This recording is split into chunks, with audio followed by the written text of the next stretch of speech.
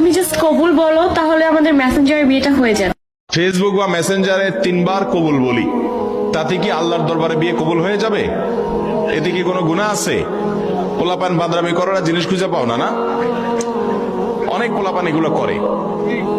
এমনকি এই যে নাটক সিনেমাতে অনেক সময় অভিনয়ের অংশ হিসাবে এগুলো করে না অভিনেতারা, এদের মধ্যে কেউ যদি মুসলমান হয়, কারণ যদি আল্লাহর প্রতি বিশ্বাস না থাকে তার কথা ভিন্ন হয়, বেঈমান নিয়ে আমাদের আলাপ নাই। যে মুসলমান, যে আল্লাহর প্রতি ঈমান আছে, তার জানতে হবে নবী করিম সাল্লাল্লাহু আলাইহি ওয়াসাল্লাম বলেছেন সালাতুন জিদ্দুহুন্না জিদ্দুন ওয়া হাজলুহুন্না জিদ্দুন। 3টা বিষয় সিরিয়াসলি করলে যা হবে, দুষ্টমি, রসিকতা, অভিনয়, মজা করে করলে তা হয়ে যাবে কাহিনী বড় খতরনাক, বড় জটিল।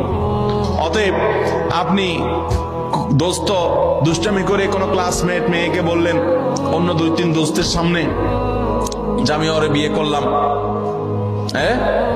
এবং সেও অ্যাডাল্ট, আপনিও অ্যাডাল্ট, দুজন সাক্ষীও আছে।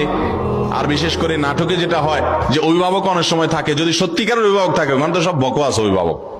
মেয়েদের তো বিয়ে অনেক আমাদের মতো মেয়েদের বিয়ে অভিভাবক ছাড়া হয় না, কিন্তু হানাফি মাযহাব অনুযায়ী অভিভাবককে জরুরি না, যদি অ্যাডাল্ট হয়ে যাবে তাহলে সেক্ষেত্রে হানাফি মাযহাবের আলোকে এই বিয়ে হয়ে যাবে। 2জন সাক্ষীর সামনে শুধু বলছেন প্রস্তাব, সে বলছে কবুল, দুষ্টামি করে বলছেন, বাস কাহিনী খতম হয়ে গেছে।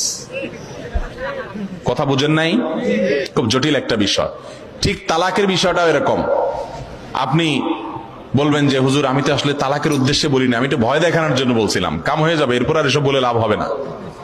অতএব এগুলো সাবধানে করতে হবে। আল্লাহ আমাদেরকে এই সমস্ত বিষয়ে হেয়ালিপনা, দুষ্টমি